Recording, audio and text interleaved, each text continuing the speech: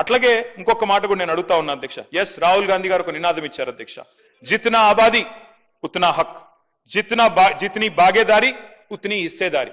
మంచి మాట అధ్యక్ష, మంచి మాట, మంచి ఆలోచన, డెఫినెట్లీ ఆచరణీయం, అనుసరణీయం, తప్పకుండా సాధించాలి.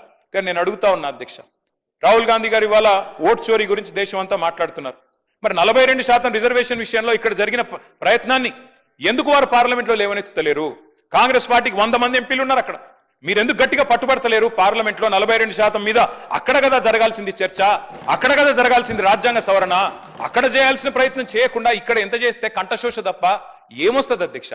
అల్టిమేట్ గా చేయాల్సిన చోట చేయాల్సిన కాడ ప్రయత్నం చేయకుండా ఇక్కడ ఉండే మన బీసీ బిడ్డల్ని మభ్యపెట్టడానికో రేపు స్థానిక సంస్థల ఎన్నికల్లో కొంత ప్రయోజనం పొందడానికో ప్రయత్నం చేసినా ఇవాళ మేధావులు, జస్టిస్ ఈశ్వరయ్య గౌడ్ లాంటి మేధావులు, మన మాజీ రిటైర్డ్ అధికారి చిరంజీవులు గారు లాంటి మేధావులు అందరూ కూడా మాట్లాడుతున్నారు. బలహీన వర్గాల బిడ్డలు బయట వేదికల్లో మాట్లాడుతున్నారు.